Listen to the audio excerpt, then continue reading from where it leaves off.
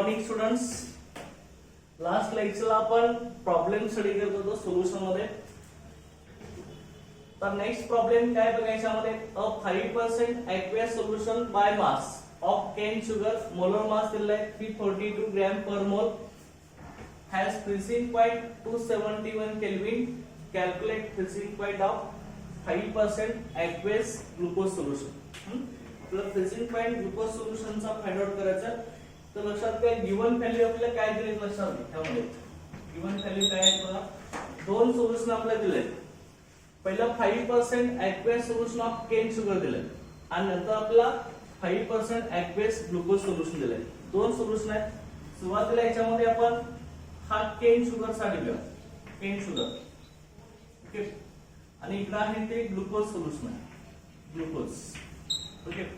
आता केन शुगरचा 5% aqueous solution bracket मध्ये मास असं म्हणलेलं आहे.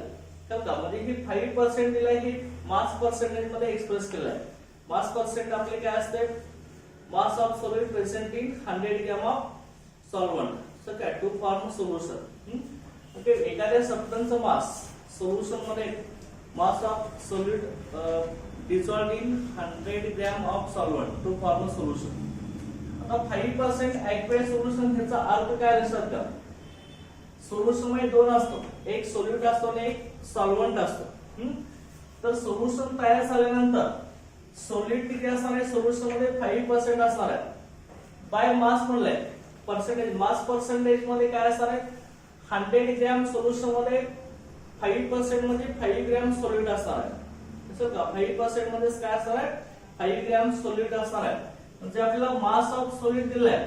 सॉलिडचं मास कसं दाखवलं आपण, W2 ह्या सिम्बॉलने दाखवतोय. ते तुम्हाला 5% दिलाय. 5% ह्याचा अर्थ काय आहे, 5 ग्रॅम.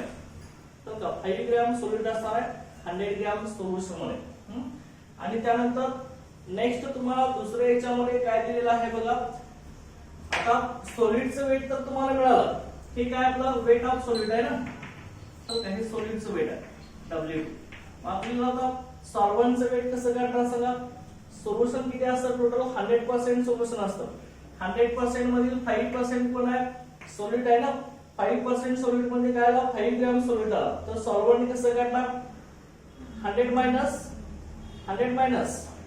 5 ना. तर का आता हे असं असतं रे, weight of solution is equal to काय असतं, weight of solid plus solvent ना, बरोबर आहे ना. Weight of solid plus weight of solvent. आपल्याला सोल्युशन किती आपलं 100 ग्रॅम आहे ना, बरोबर आहे नाही, 100 ग्रॅम आहे. 5% aqueous सोल्युशन आहे, 5 ग्रॅम सॉलिड आहे. वेट ऑफ सॉलिड किती आपलं 5 ग्रॅम आहे, प्लस काय इकडं वेट ऑफ सॉल्व्हंट आपल्याला फाइंड आउट करायचं. Weight of solvent, weight of solvent कसं येणार, ह्याच्यावरून सॉल्व्हंटचं वेट कसं येणार आहे, 100 ती 5 याला मायनस होईल नाही का. 100 मायनस 5 ती किती येणार सांगा, 95 ग्रॅम ना.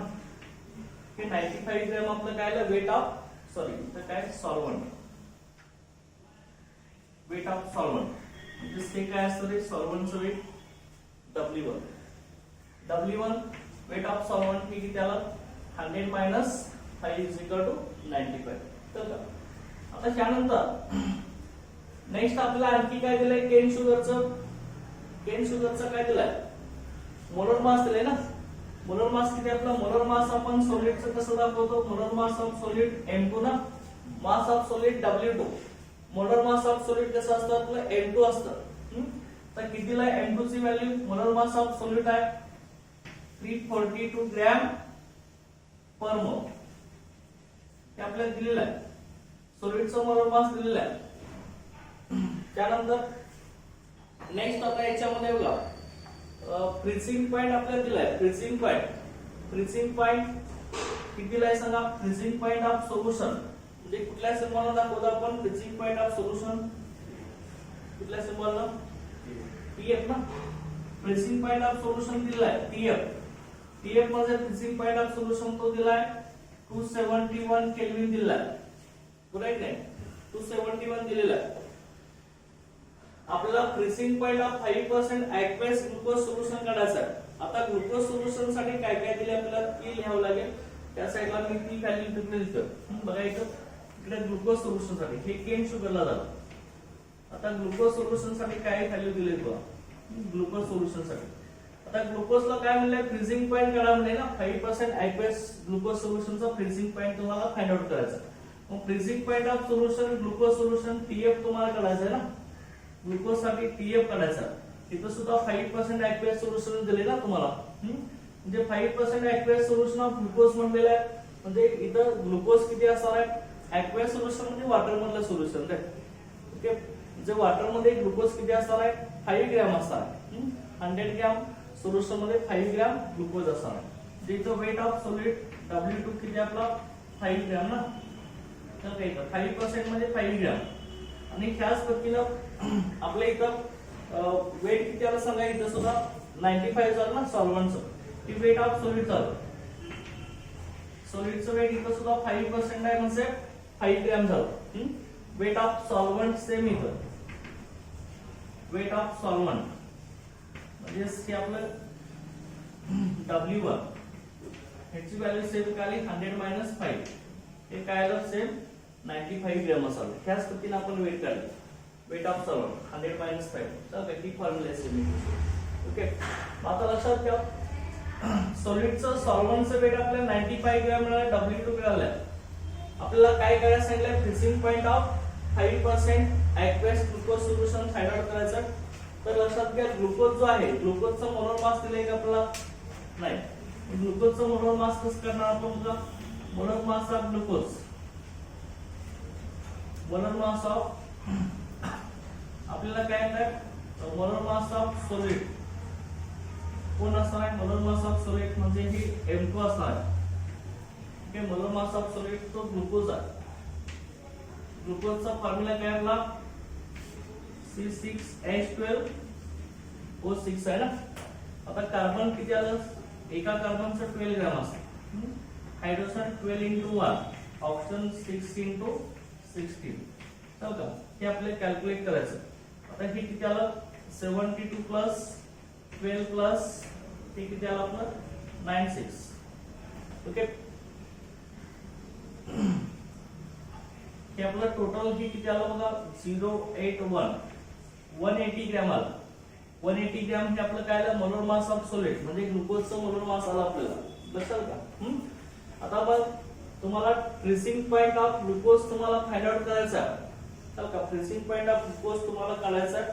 डेल्टा TF ची व्हॅल्यू तुम्हाला इथं फाइंड आउट करायचं आहे. ग्लुकोज सोल्युशनचा फ्रीझिंग पॉइंट तुम्हाला फाइंड आउट करायचा आहे. तर आता लक्षात घ्या फाइंड आउट करण्यासाठी आपला फॉर्म्युला कुठला आहे डेल्टा TF = KF × M. बरोबर आहे ना. KF × M. M असे काय आपला मोलेट आहे ना. हा फॉर्म्युला आपण यूज करणार आहे.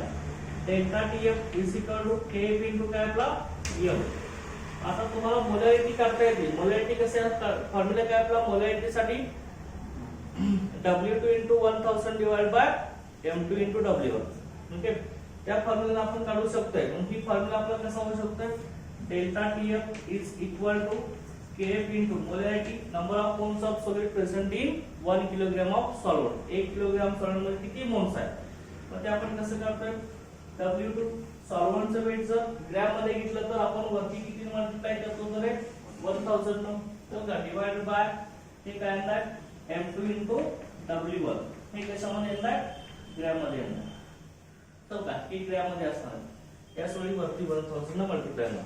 तुम्हाला खाली कुठली माहिती आहे आता W2 weight of solid 5 gram आहे. मोलर मास ऑफ सॉलिड किती आहे 180 ग्रॅम. M2 काढलाय ना. W1 वेट ऑफ सॉल्व्हेंट किती आहे 95 ग्रॅम काढले की नाही. म्हणजे इकडच्या सगळ्या व्हॅल्यू माहिती आहेत. KF दिलाय का KF दिले नाही ना. बरोबर आहे की नाही. आता डेल्टा TF काढला पाहिजे. डेल्टा TF काढल्यानंतरच तुम्हाला डेल्टा TF काय असतो मग डेल्टा TF = T0F - TF. बरोबर आहे की नाही. T0F म्हणजे काय freezing point of pure solvent minus freezing point of solution. ठीक केलं तरच तुम्हाला आता मग इथं ह्या फॉर्म्युला काय मिळेल, टी नॉट एफ ची व्हॅल्यू मिळेल. तुम्हाला विचारलंय काय टीएफ ची व्हॅल्यू काढा म्हणलेलं आहे. इथं टी नॉट टीएफ ची मिळाला की डेल्टा टीएफ तुम्हाला इथं मिळणार आहे. टी नॉट एफ ची व्हॅल्यू आपली किती असते, freezing point of pure solvent म्हणजे वॉटर आहे. वॉटरचा फ्रीझिंग पॉईंट आपला 0 डिग्री सेल्सिअस म्हणजे 273 केल्विन असणार आहे. ही तुम्हाला दोन व्हॅल्यू मिळतील. त्याच्यावर टीएफ काढायला काय अडचण नाही ना. चल का टीएफ इज इक्वल टू काय फॉर्म्युला होऊ शकेल तुमचा, delta TF minus T not F. चल का त्या पद्धतीने आपण काढू शकतो. इथं आता ही फॉर्म्युला प्रॉब्लेम संपलेला नाही. ओके, इथपर्यंत लिहून झालंय सगळ्यांचं. त्यानंतर नेक्स्ट आपण आता याचा फ्रीझिंग पॉईंट आपल्याला काढायचा आहे. फ्रीझिंग पॉईंट काढण्यासाठी आपल्याला ही हा डेल्टा टीएफ आपण ह्या फॉर्म्युल्यावरून काढणार आहे. इकडल्या व्हॅल्यू माहिती आहे तर केएफ माहिती आहे आपल्याला, केएफ माहिती आहे. तो केएफ म्हणजे आपला क्रायोस्कोपिक कॉन्स्टंट आहे, molar depression freezing point constant. त्याची व्हॅल्यू मी आता काढून घेणार आहे. त्याची व्हॅल्यू कशावरून आपण काढणार आहे, इकडल्या व्हॅल्यू दिले त्या केन शुगरच्या व्हॅल्यूवरून आपण पहिल्यांदा केएफ काढून घेणार. मग तो केएफ तिकडे यूज करणार आहे. चल का बघा इथं केन शुगरच्या व्हॅल्यूवरून केएफ ची व्हॅल्यू आपण काढून घेणार. ती आता कशी असणार आहे बघा याच्यामध्ये. इथं आता मी केलं करतो. किती व्हॅल्यू आता तुम्ही मला सांगायचं आहे.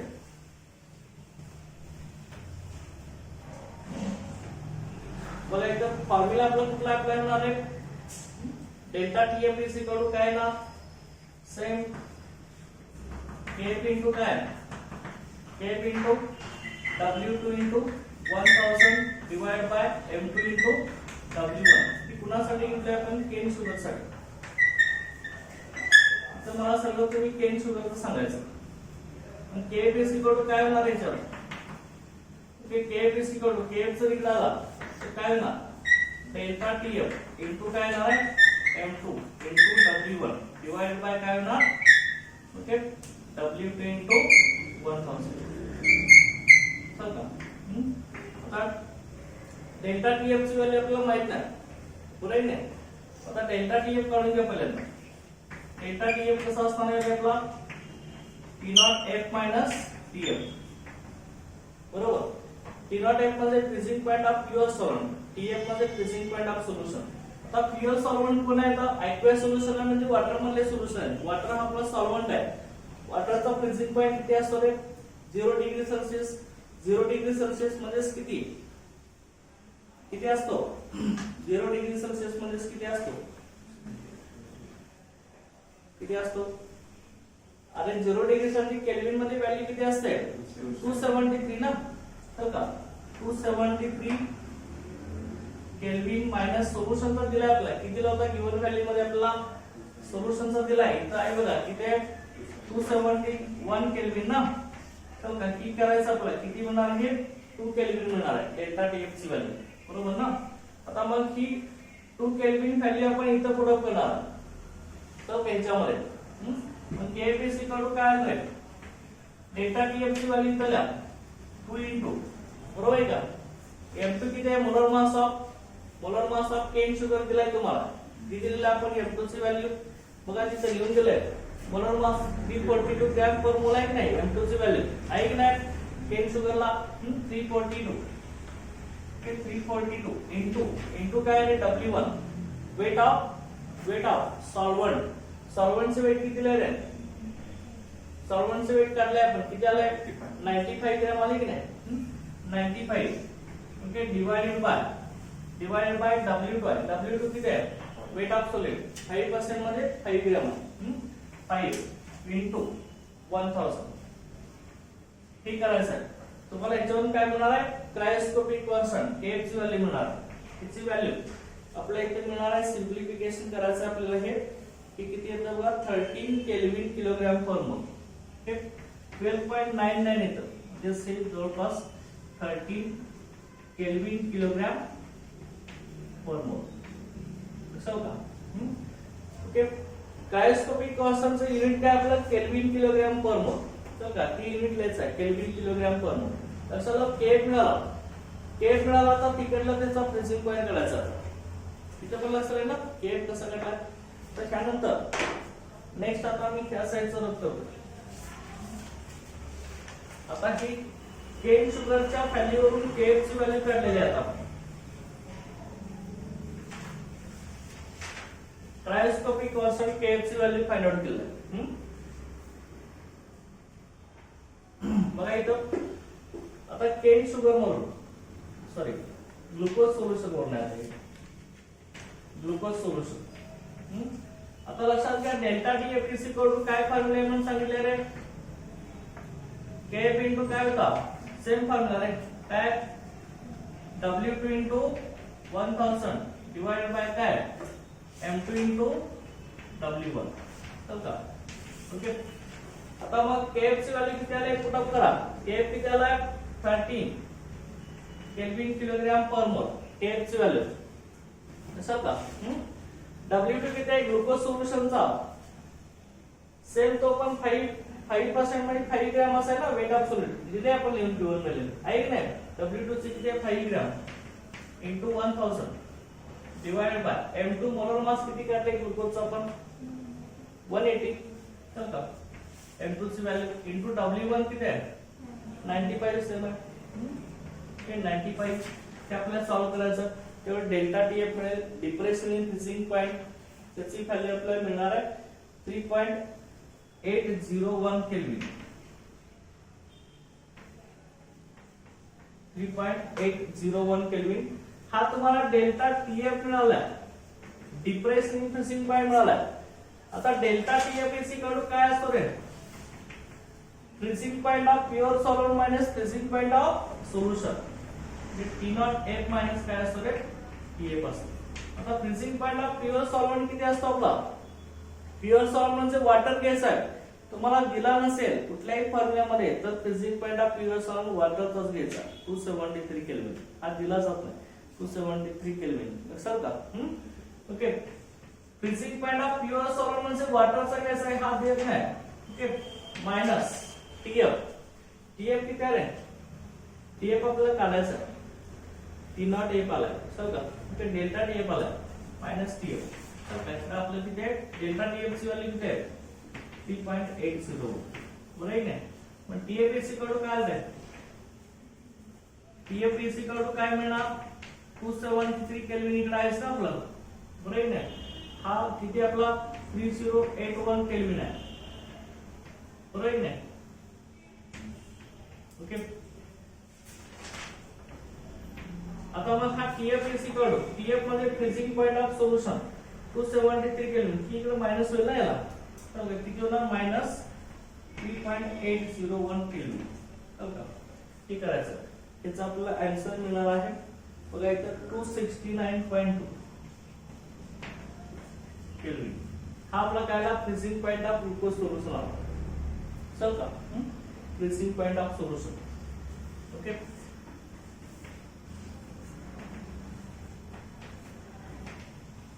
फ्रीजिंग पॉइंट ऑफ सोल्युशन ठीक है चलो आपका 269.2 केल्विन. ओके हे लक्षात असो. कसं आहे प्रॉब्लेम काय डाऊट आहे याच्यामध्ये काय अंडरस्टँड. ओके आता ह्याच्यानंतर नेक्स्ट आता पुढचा फॉर्म्युला आपण प्रॉब्लेम घेणार आहे.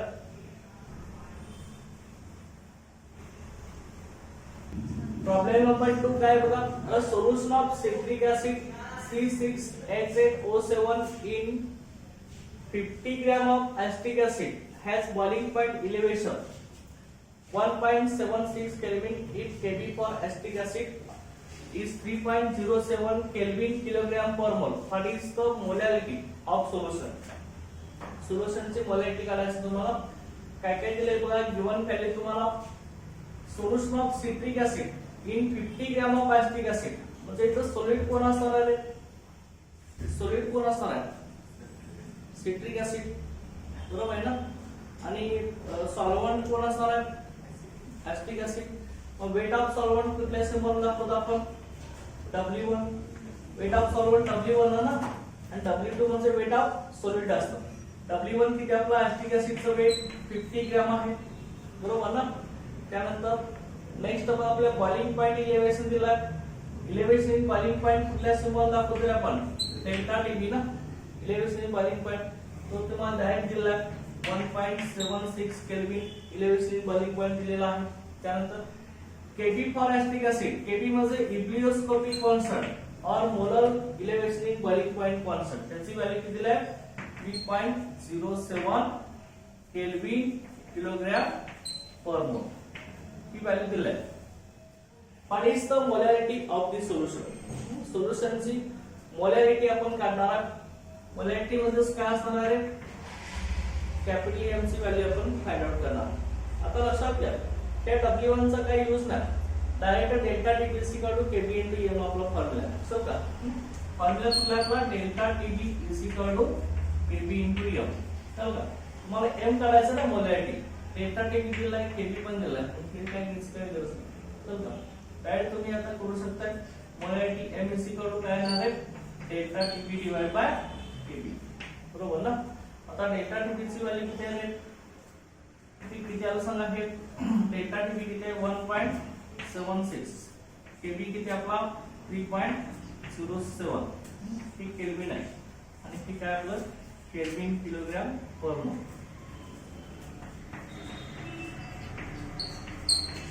ओके, केल्विन किलोग्राम पर मोल. आता हे कसं असणार आहे बघा याच्यामध्ये, तर याच्यामध्ये कॅन्सल काय होत आहे, ही केल्विन केल्विन आहे, काय झालं याचं व्हॅल्यू बघा याच्यामध्ये किलोग्राम वरती गेल्यावरती काय होणार आहे मोल पर केजी. हा पर मोल वरती गेल्यावर मोल होईल ना, किलोग्राम पर किलोग्राम. आपल्या मोलॅरिटीचं युनिट्स आहे ना मोल पर केजी, तर आपल्याला याचं व्हॅल्यू बघा 0.5733 का मोल पर केजी. मग त्याला आपण स्मॉल m न सुद्धा सांगत असतो मोलॅरिटी और मोलर एवढी आहे. असं नक्की मोलॅरिटी ऑफ सोल्युशन आहे. ओके, लक्षात आला प्रॉब्लेम.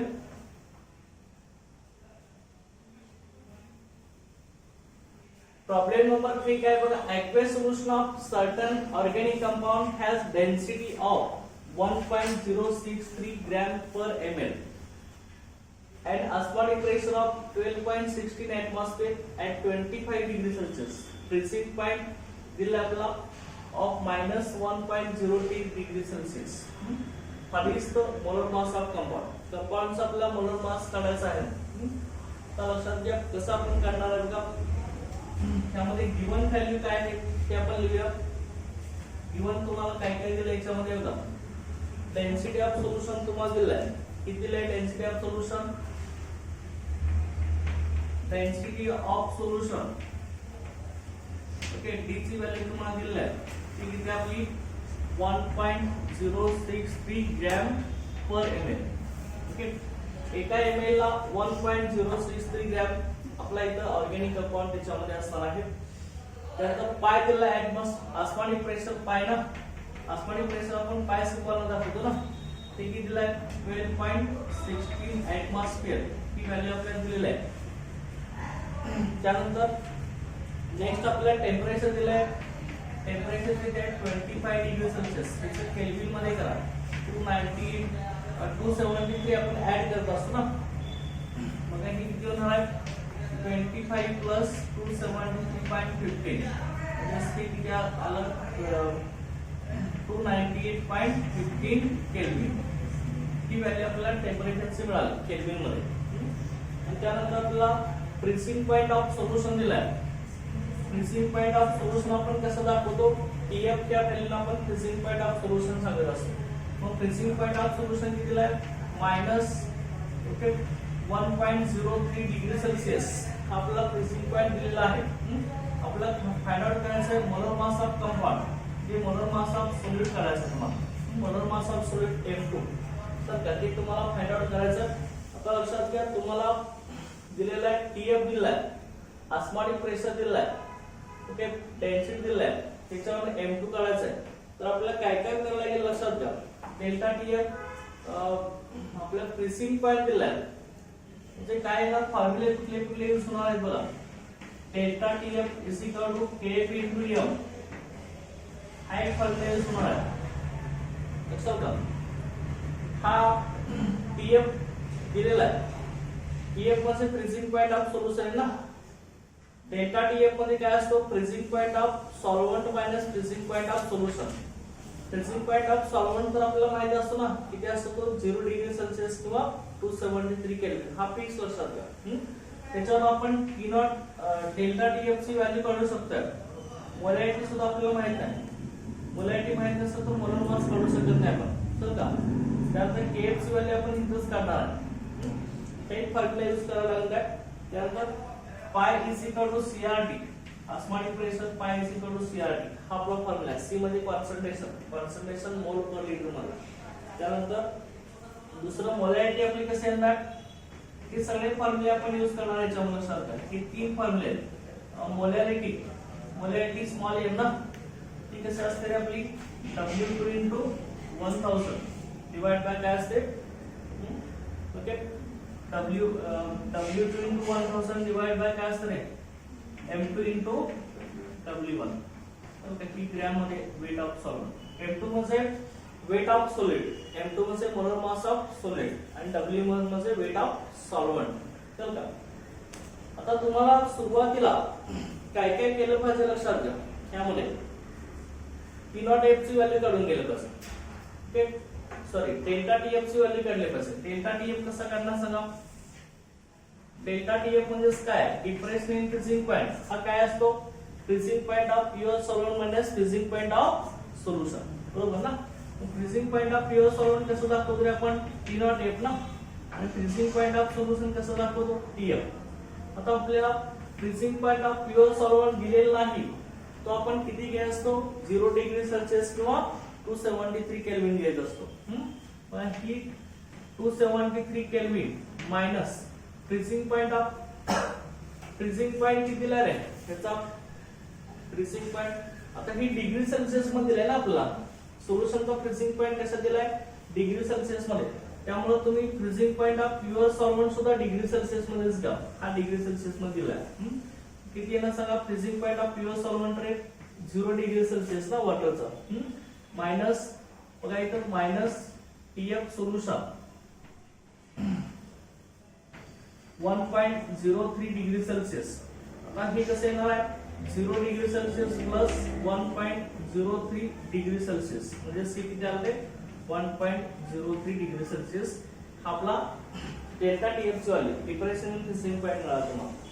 आपल्याला वॉटरचा जो KF आहे तो फिक्स आहे लक्षात घ्या. ते तुम्हाला क्वांटिटी लक्षात ठेवायला लागेल दिली नसेल तर काय आहे KF फॉर वॉटर. KF म्हणजे काय असणार आहे क्रायोस्कोपिक कॉन्स्टंट फॉर वॉटर. त्याची व्हॅल्यू आपली 1.86 केल्विन किलोग्राम पर मोल एवढी असते. ती फिक्स असते लक्षात घ्या 1.86 केल्विन किलोग्राम पर मोल ती फिक्स आहे. आता ह्याच्यावर आपण मोलॅरिटी पहिल्यांदा काढून घेऊया ना. तर मोलॅरिटी कसे येणार delta TF is equal to काय आहे ना सांगा KF into M बरोबर आहे ना. मोलॅरिटी कसे येणार आहे आता मोलॅरिटी डेल्टा TF व्हॅल्यू मिळाले KF पण माहिती आपल्याला तर मोलॅरिटी काढायचं. Molarity is equal to delta TF divide by KF. Okay ही व्हॅल्यू आपली किती आली बघा डेल्टा TF ची व्हॅल्यू 1.03 KF आपले किती आहे 1.86 आहे. ते आपल्याला इथं व्हॅल्यू सी मिळणार आहे. ते आपल्याला व्हॅल्यू किती येणार बघा याच्यामध्ये 1 व्हॅल्यू मिळणार आहे 0.0544 मोल पर केजी. हे तुम्हाला काय मिळणार आहे मोलॅरिटीची व्हॅल्यू मिळणार आहे. मोलॅरिटी स्मॉल m असेल मोलॅरिटी तर ही व्हॅल्यू मिळणार आहे मोल पर केजी. आता त्यानंतर तुम्हाला ऑस्मोटिक प्रेशर म्हणून कॉन्सन्ट्रेशन काढावं लागेल म्हणजे मोलॅरिटी काढावं लागेल. ते आपल्याला किती येते ते आपल्याला बघावं लागेल किती मिळणार आहे बघा याच्यामध्ये पाय इज इक्वल टू CRT. पाय इज इक्वल टू CRT हा पहिला फॉर्म्युला झाला. आता दुसरा आपण यूज करलोय pi is equal to CRT. C मध्ये कॉन्सन्ट्रेशन मोलॅरिटी इनटू RT बघा जे कसं असतं एक मोलॅरिटी कॅपिटल M मध्ये ना पाय इज इक्वल टू MRT. आता मग तुम्हाला इथं पाय तर दिले ना पायची व्हॅल्यू किती आहे ऑस्मोटिक प्रेशर 12.16 दिलाय बरोबर ना. मग मोलॅरिटी तुम्हाला काढायचं गॅस कॉन्स्टंटची व्हॅल्यू किती असते आपली टेम्परेचर तर दिलंय ना, तिथे 298.15 केल्विन टेम्परेचर दिलंय. आसमानी प्रेशर दिलंय. गॅस कॉन्स्टंटची व्हॅल्यू तुम्हाला माहिती आहे, किती आहे सांगा. गॅस कॉन्स्टंटची व्हॅल्यू किती असते त्याच्यामध्ये सांगा. गॅस कॉन्स्टंटची व्हॅल्यू तसे आपली गॅस कॉन्स्टंट R ची व्हॅल्यू 0.082 लिटर ऍटमॉस्फियर पर मोल पर केल्विन. ओके, टेम्परेचर पण माहिती आहे ना. आता आपल्याला M काढायचं, मोलॅरिटी कॉन्सन्ट्रेशन, मोलॅरिटी काढायचं. M इज इक्वल टू काय येणार आहे, पाय डिवाइड बाय RT, बरोबर ना. पाय ची व्हॅल्यू किती आहे 12.16 डिवाइडेड बाय गॅस कॉन्स्टंटला 0.082 इंटू टेम्परेचर 298.15 ही तुम्हाला मोलॅरिटी मिळणार आहे. ओके, मोलॅरिटी कॅपिटल M त्याची व्हॅल्यू आपली 0.497 मोल पर डीएम क्यूब म्हणजे काय पर लिटर, एका लिटर मध्ये. मोलॅरिटीची डेफिनेशन काय असते, number of moles of solid present in 1 DM cube किंवा 1 लिटर सोल्युशन. 1 लिटर मध्ये किती मोल्स आहेत ते मोलॅरिटीने सांगत असतो. आणि मोलॅरिटी काय असते आपली, number of moles of solid present in 1 kilogram of solid. 1 kilogram solid मध्ये किती मोल्स आहेत ते मोलॅरिटीने सांगत असतो. आणि मोलॅरिटी मध्ये 1 लिटर मध्ये किती मोल्स आहेत ते आपण मोलॅरिटीने सांगत असतो. मोलॅरिटी कॅपिटल M ही काढलेली आहे. म्हणजे एका लिटर मध्ये किती मोल असणार आहेत, 0.497 मोल्स असणार आहेत. आता मग ह्याच्यावर आपण आता मोलॅरिटी काढायचं आहे. आता मग सॉल्व्हंटचं मोल किती आलं रे, सॉल्व्हंटचं मास काढलं पाहिजे. मोलॅरिटीचा फॉर्म्युला काय आपला, W2 into 1000 divided by M2 into W1. तुम्हाला W2 ची व्हॅल्यू मिळाली का, W2 कुठे आहे, W2 किती येणार, W2 माहिती आहे का, मास ऑफ सॉलिड माहित नाही. मास ऑफ सॉलिड पण माहित नाही ना तुम्हाला. M2 molar mass of solid माहिती आहे का, मोलर मास ऑफ सॉलिड नाही ना. W1 माहिती आहे का, ओके नाही ना. यातल्या कुठल्याच क्वांटिटी माहित नाही. आपल्या ह्या सगळ्या क्वांटिटी काढायला लागल्या, तर ते कशा करणार आपण लक्षात घ्या. इथपर्यंत फॉर्म्युला लक्षात आहे ना. ओके, किती लिहून झाले. तर त्यानंतर नेक्स्ट आता आपल्याला मास of solid, mass of solvent आणि वेट ऑफ सॉल्व्हंट हे काढायला लागेल. त्याशिवाय मोलॅरिटी काढता येणार नाही. मग मोलॅरिटी मिळाल्याशिवाय हा M2 ची व्हॅल्यू मिळणार नाही.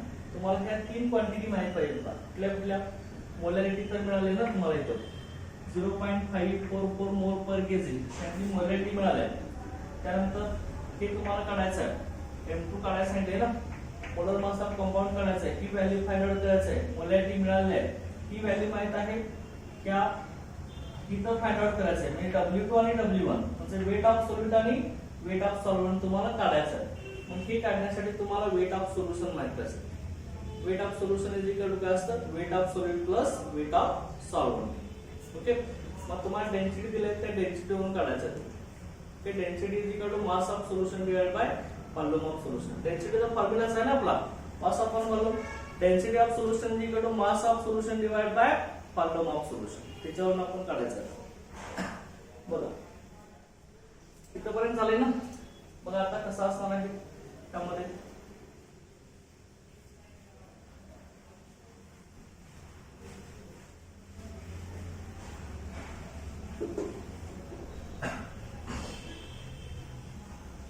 बघा आता लक्षात घ्या, अजून प्रॉब्लेम झाले नाही आपला.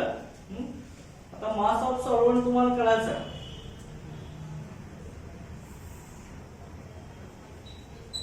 मास ऑफ सॉल्व्हंट, सॉल्व्हंटचं मास तुम्हाला काढायचं आहे. तर मास ऑफ सॉल्व्हंट आपण कसं करणार लक्षात घ्या. आपली मोलॅरिटी किती आली, मोलॅरिटी 0. किती आली, 0. किती आली, मोलॅरिटीची व्हॅल्यू 0.044 मोल पर केजी ना. आणि मोलॅरिटी किती आली आपली 0.497 आले ना, बरोबर आहे ना. आपल्याला ह्याच्यावर आपल्याला मास ऑफ सॉल्व्हंट काढायचा आहे. मास ऑफ सॉल्व्हंट आपल्याला कसं काढू शकतो बघा. मास ऑफ सॉल्व्हंट फॉर्म्युला काय, number of moles is equal to काय असतो, number of moles is equal to आपण मास अपॉन मोलर मास. बरोबर की नाही. आपल्या लक्षात घ्या मास ऑफ सॉल्व्हंट आपण काढायला तर इथं फॉर्म्युला कसा आहे लक्षात घ्या. Number of moles is equal to mass of solvent. की इथं मी पहिल्यांदा लिहूनच की मास ऑफ सॉल्व्हंट कडे नंबर ऑफ मोल्स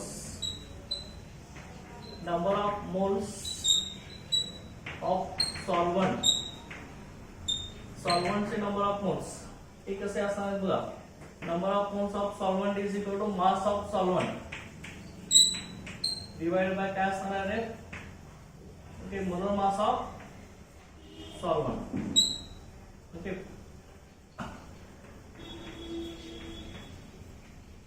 ओके. आता आपल्याला मोलर मास ऑफ सॉल्व्हंट काढायचं. Mass of solvent is equal to काय ना, काय होणार आहे सांगा. ओके, मास ऑफ काय ना, मास ऑफ सॉल्व्हंट रे काय ना, mass of solvent divide by काय ना, number of moles of solvent. बरोबर ना, number of moles of solvent.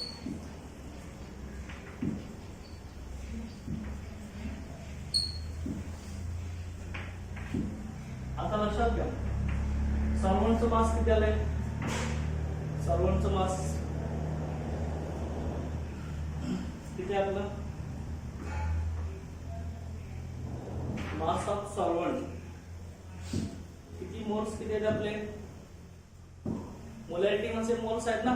Number of moles of solid present in 1 kilogram of solvent किती आले, 0.054 आले की नाही.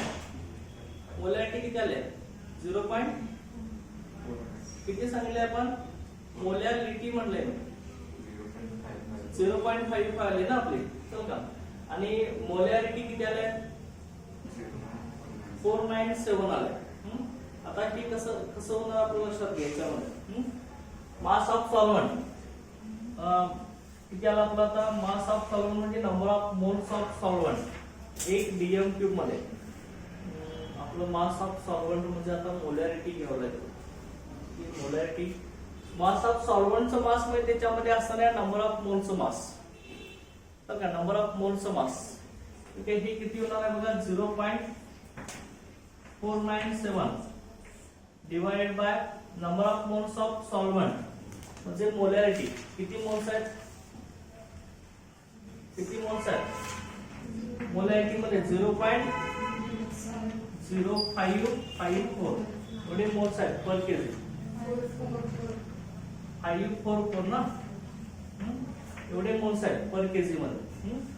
तर लक्षात घ्या की कसं होणार बघा याच्यामध्ये. आता की मास ऑफ सॉल्व्हंट तुम्हाला मिळणार किती होणार बघा, हे 0.897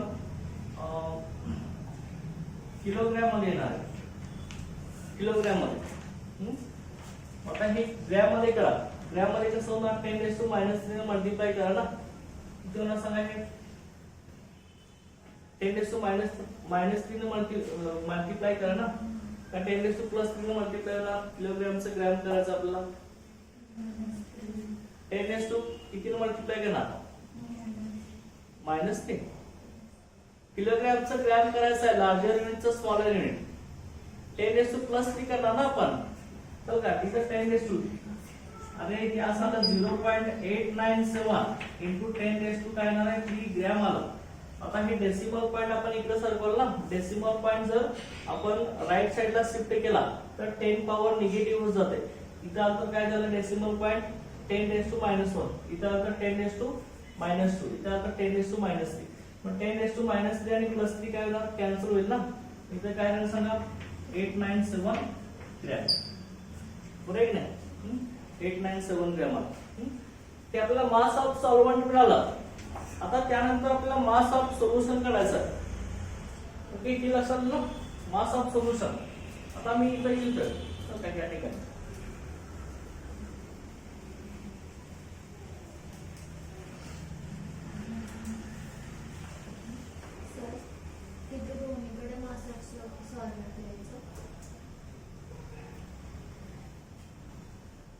mass of solvent is equal to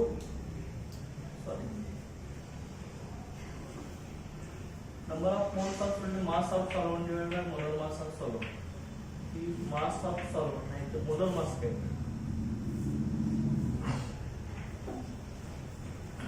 molar mass of solvent. आता इथं बघा त्यामध्ये काय येणार आहे आता नेक्स्ट इथं मास ऑफ सोल्युशन आपण काढायचं. Mass of solution,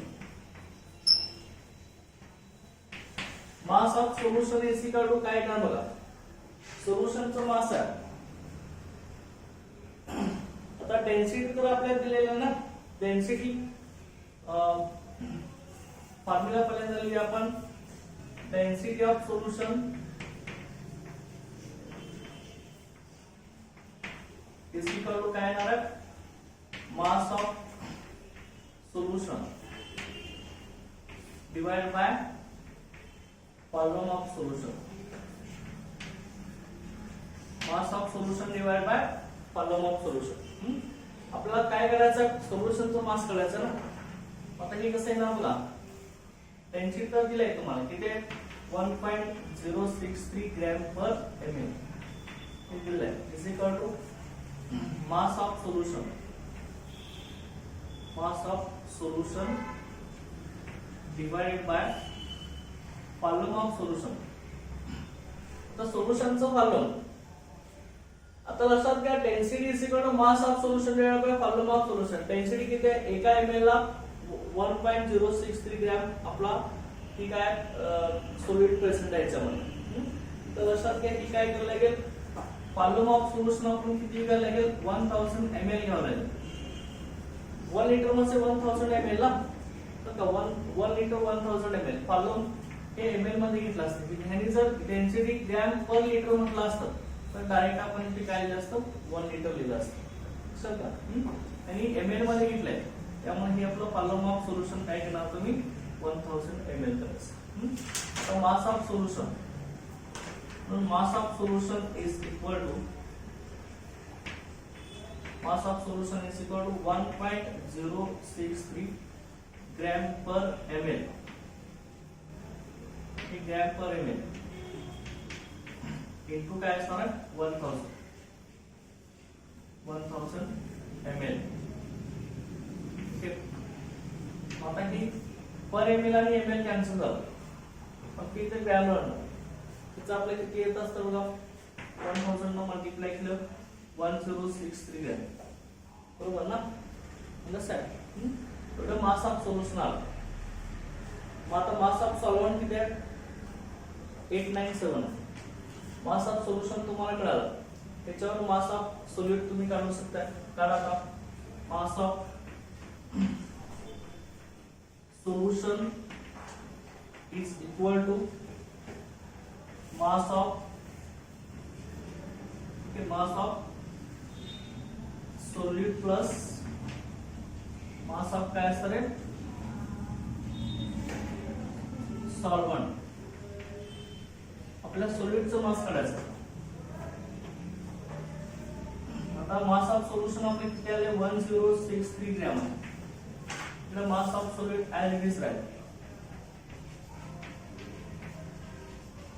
plus mass of solvent 897 gram. आता ते इकडं त्याला मायनस होईल ना, mass of solute is equal to काय ना,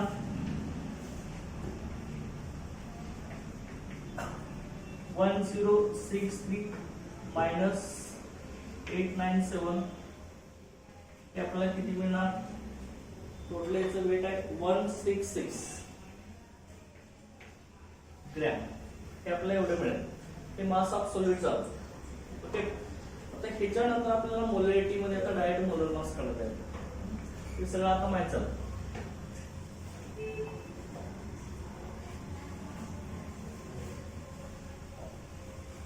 बघा आता मोलॅरिटी इज इक्वल टू काय फॉर्म्युला आहे आपला, W2 into 1000 divide by M2 into W1. आता मोलर मास ऑफ कंपाउंड मध्ये M2 ची व्हॅल्यू काढायची तुम्हाला. M2 into W2 into 1000 divided by small m into W1. तर व्हॅल्यू पुट करा सगळ्यांचं. बघा इथं किती व्हॅल्यू आता W2 ची व्हॅल्यू किती आहे? वेट ऑफ सॉलिड किती मिळाला तुम्हाला? की वेट ऑफ सॉलिड हा W2 चालू. ओके, किती आपला हे 166 into 1000 divided by, आता मोलॅरिटी किती आहे? स्मॉल m मध्ये मोलॅरिटी आहे 0. किती आहे? 544 ना. Okay, into W1 weight of solvent किती आपलं 897. ओके, हे आता सिम्प्लिफाय करायचं. याचं जे आन्सर आपल्याला इथे मिळणार आहे 334 ग्रॅम पर मोल. तर एका मोलचं मास एवढं अंदाज आपल्याला F2 ची व्हॅल्यू मिळाली. त्यामुळे molar mass of compound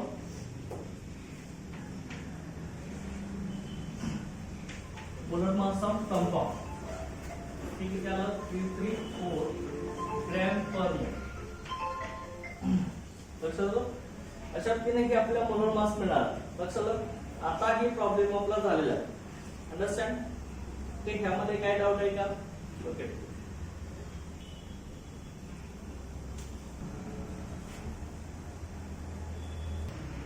problem number 4 काय बघा. A mixture of benzene and toluene contains 30% by mass of toluene and at 30 degrees Celsius paper pressure of pure toluene is 36.7 mmHg and that of pure benzene is 118.2 mmHg. Assuming that two solutions form ideal solution, calculate total pressure and partial pressure of each component above the solution at 30 degrees Celsius. Okay, बघा आता given value काय दिलेत आपल्याला. बघा त्याच्यामध्ये given value दिलेले आहे. Benzene आणि टोलिन दोघांचं मिक्सर घेतलंय 30% बाय मास घेतलेला आहे. 30% by mass of toluene. Okay, 30% by mass म्हटलेला आहे. त्यातला टोलिन किती आहे? बेन्झीन आणि टोलिन दोन सोल्युशनचं मिक्सर आहे. ओके, त्यामध्ये 30% बाय मास टोलिन आहे. म्हणजे राहिलेला कोण असणार आहे? बेन्झीन असेल ना. 30% टोलिन आहे म्हणजे टोटल सोल्युशन किती होत आहे? 100% असतं ना आपलं. 100% मधील 30% टोलिन आहे. टोलिनचं मास 30% आहे, तर राहिलेलं 70% पूर्ण असणार आहे बेन्झीनचं असणार. लक्षात का? लक्षात का? Mixer of benzene and toluene. Okay, ह्याच्यामध्ये 30% बाय मास ऑफ टोलिन आहे.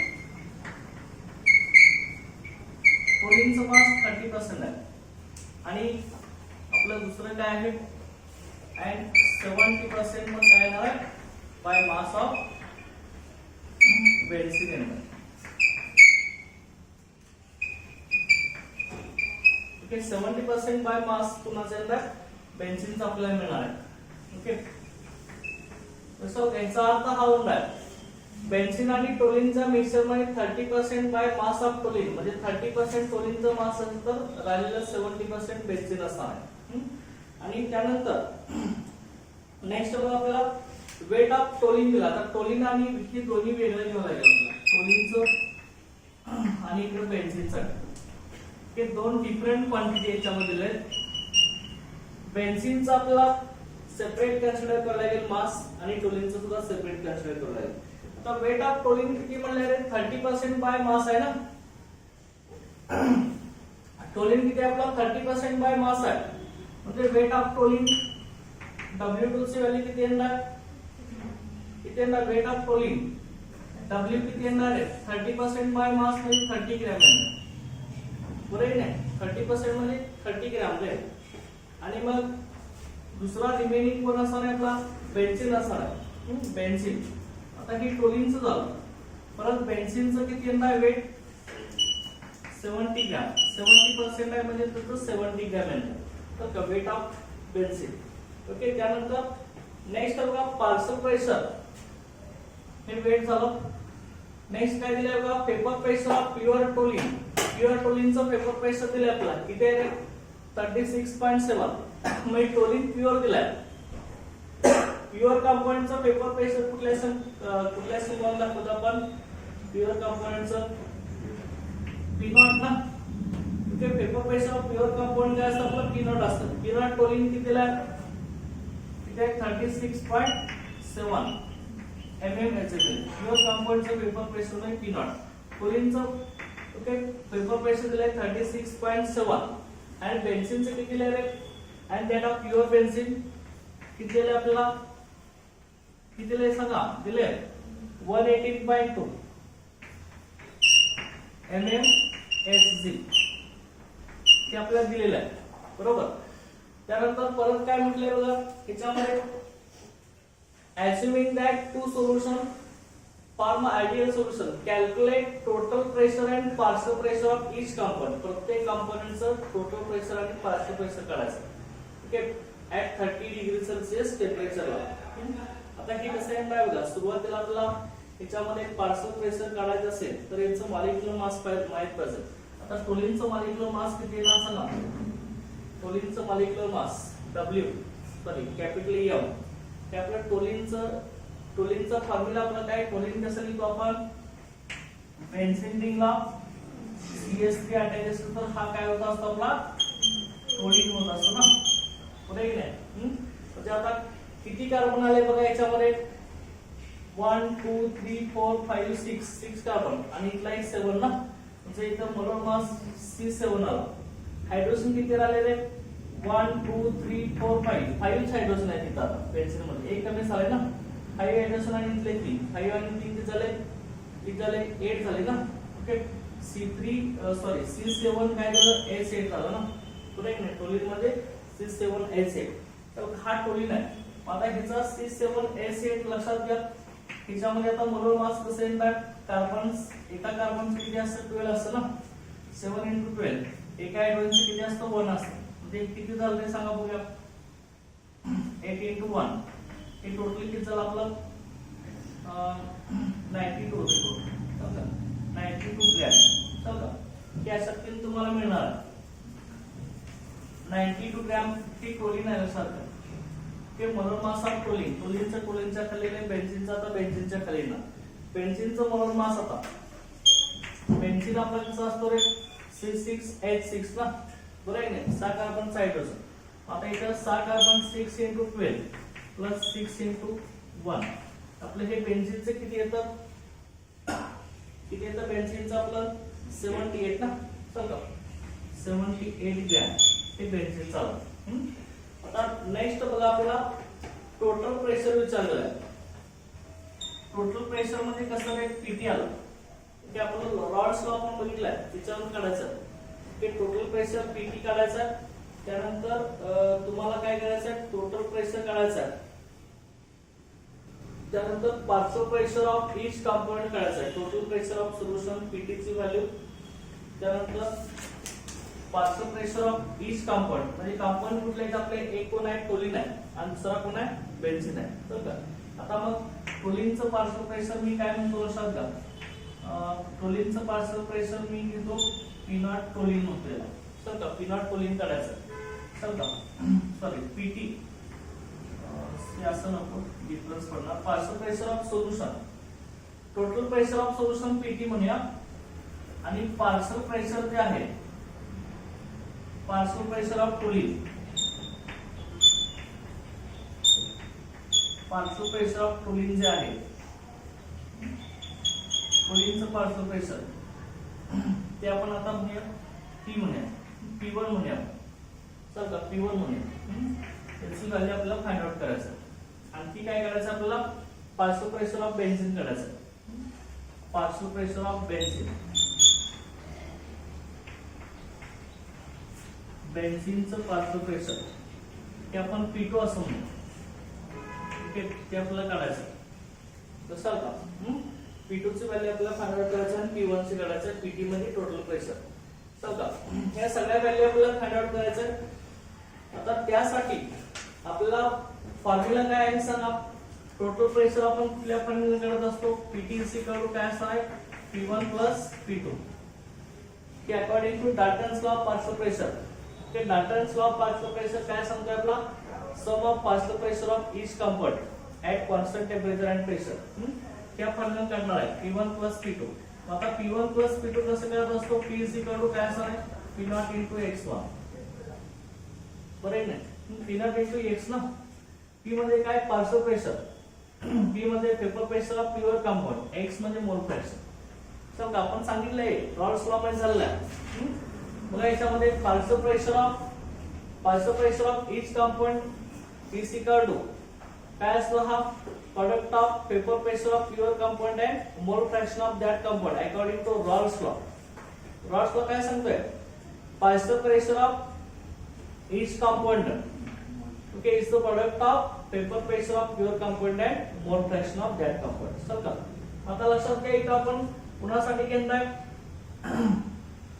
P1 साठी ना P1 हे काय असणार आहे P01 into x1 म्हणे ओके हे कुणाचं असणार आहे टोलिनचं असणार आहे बरोबर आहे ना पार्शियल प्रेशर आणि हे P02 into x2 हे कुणासाठी असणार आहे बेन्झीन साठी असणार आहे लक्षात का ही दोन मिळाले की मग आपल्याला हे मिळणार टोटल प्रेशर समजा हे लक्षात द्यायचं आता लक्षात घ्या आता सुरुवातीला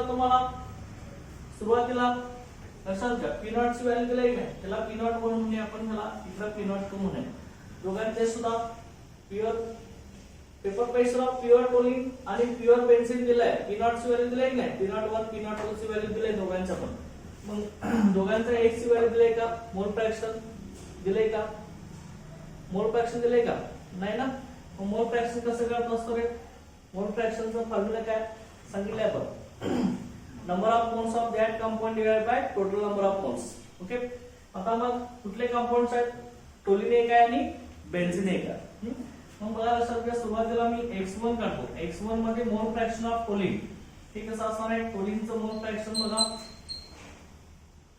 टोलिनचं मोल फ्रॅक्शन हे कसं येणार आहे N1 divided by N1 plus N2 N1 मध्ये काय असणार आहे टोलिनचे नंबर ऑफ मोल्स लक्षात घ्या बरोबर आहे आणि N2 मध्ये कोणाचे असणार आहे बेन्झीनचे नंबर ऑफ मोल्स बरोबर आहे आपल्याला नंबर ऑफ मोल्स माहित आहेत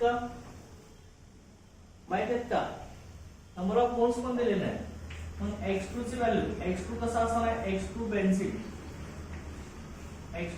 आहे ठीक कसं येणार N2 divide by N1 plus N2 जसे काढायचे त्याचे नंबर ऑफ मोल्स वरती आणि डिवाइडेड बाय टोटल असतात हे बेन्झीनचे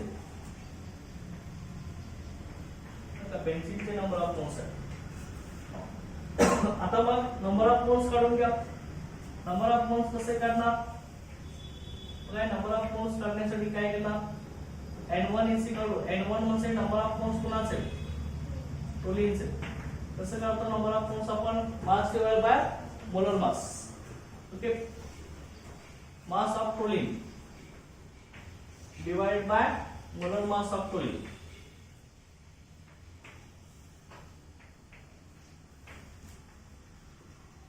आता मास ऑफ टोलिन किती आहे आपलं टोलिनचं मास किती दिलंय 30 ग्रॅम मोलर मास किती आहे 92 ओके 30 बाय 92 करा बरोबर किती आलं सांगा 30 by 92 number of moles of टोलिनचे नंबर ऑफ मोल्स आपल्याला मिळाले 0.3260 एवढे मोल्स आले टोलिनचे आता त्याच पद्धतीने कोणाचे काढायचे आहेत बेन्झीनचे नंबर ऑफ मोल्स काढायचे त्याशिवाय x1 x2 निघणारच नाही ना बरोबर आहे ना आता मग त्या साइडचं मी रब करतो हे लिहून झालं ओके ही गिवन व्हॅल्यू लक्षात ठेवा तुम्ही समजा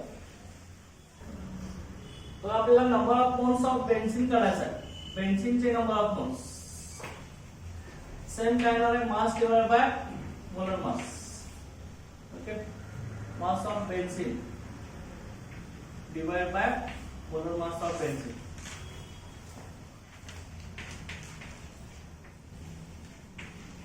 ओके बेन्झीनचं मास किती होतं रे आपल्याला किती दिले 70 ग्रॅम बघा तिथं दिले ना डिवाइड बाय मोलर मास किती होतं आपलं बेन्झीनचं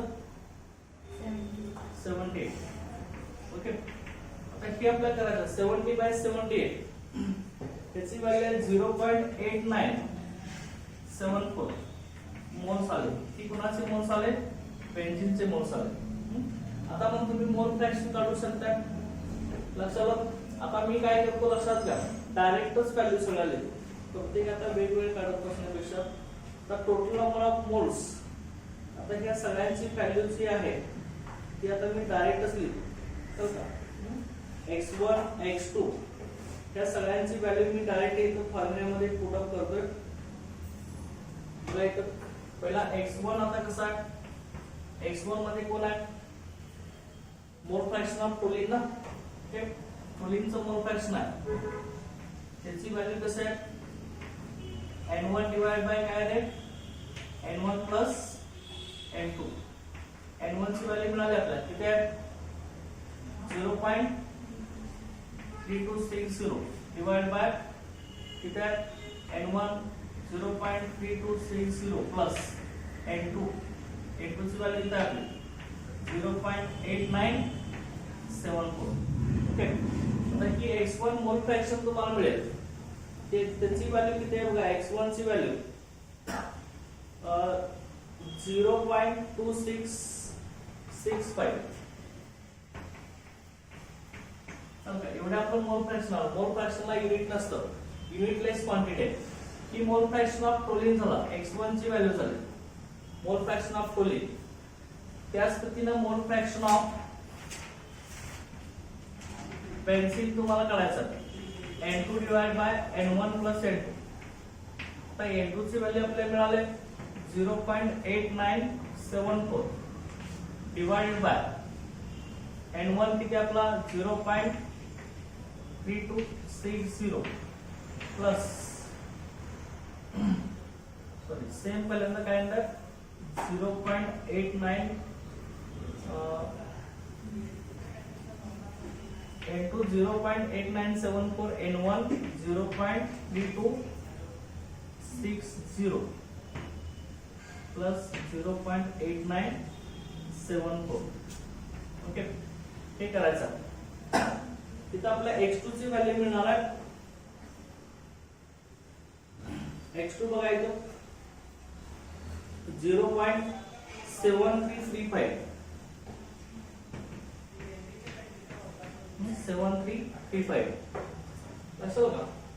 किंवा ही x2 न करता तुम्ही डायरेक्ट सुद्धा हा फॉर्म्युला यूज करू शकता. हे तुम्हाला माहिती आहे कसं. x1 plus x2 is equal to काय असतं? 1 असतं. ते सांगितलं आपण. Sum of mole fraction of solute and solvent is 1. त्यामुळे x2 इज इक्वल टू तुम्ही 1 मायनस x1 सुद्धा करून काढू शकता. ठीक आहे, की न असं करता डायरेक्ट x2 ची व्हॅल्यू याच्यावर 1 मायनस x1 सुद्धा काढू शकता. ती सुद्धा आपली तेवढीच आहे. किती येणार आहे? 0.7335 असं सुद्धा तुम्ही काढू शकता. चला, आता x2 मिळाला, x1 मिळाला. आता त्यानंतर तुम्हाला काय करायचं आहे? त्यातल्या व्हॅल्यू माहिती झाली ना, x1 x2 ची व्हॅल्यू माहिती झाली. आता डायरेक्ट पुट अप करायचं. बघा आता करा. आता याच्यामध्ये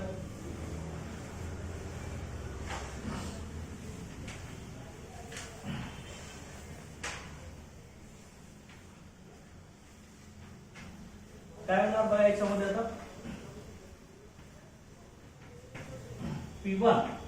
P1 कुणाचा आहे? टोलिनचा ना. Partial pressure of toluene is equal to काय आपलं P01 इंटू काय x1. P01 ची व्हॅल्यू किती तरी आपली टोलिनच्या बघा. टोलिनचं पार्शियल प्रेशर किती होतं? 36.7 प्युअर कंपाऊंडचं इंटू x1 किती आलं आपलं? x1 ची व्हॅल्यू 0.2665. हे करायचं.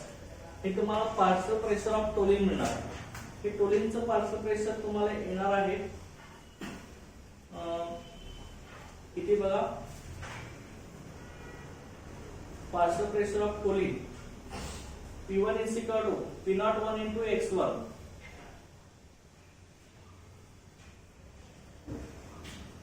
किती येते बघा जरा. 36.7 into partial pressure of each compound विचारले ना आपल्याला. मग टोटल प्रेशर किती येते? PT is equal to काय असणार? P1 plus P2 असणार आहे ना. बरं आहे ना.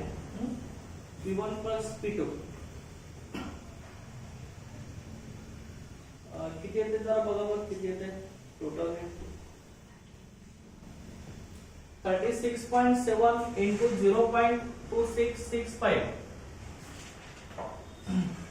आणि त्याच पद्धतीने आपल्याला काय करायचं आहे partial pressure of okay benzene same formula काय फॉर्म्युला येणार आहे P02 into काय येणार आहे X2 P02 ची व्हॅल्यू किती आहे बेन्झीन साठी 118.2 into X2 किती आहे X2 किती आले मोल फ्रॅक्शन बेन्झीन साठी ओके 0.7335 तर का ह्याची व्हॅल्यू किती येते आपल्याला बघायचं बघा इथे टोटल याच्यामध्ये आता 36.7 into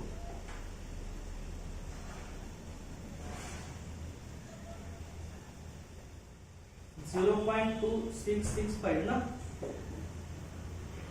265 हे 9.70 येतो 9.70 9.7805 एवढं आपलं पार्शियल प्रेशर आलं टोलिनसाठी हे टोलिनचं पार्शियल प्रेशर आहे हे कशामध्ये लिहिणार तुम्ही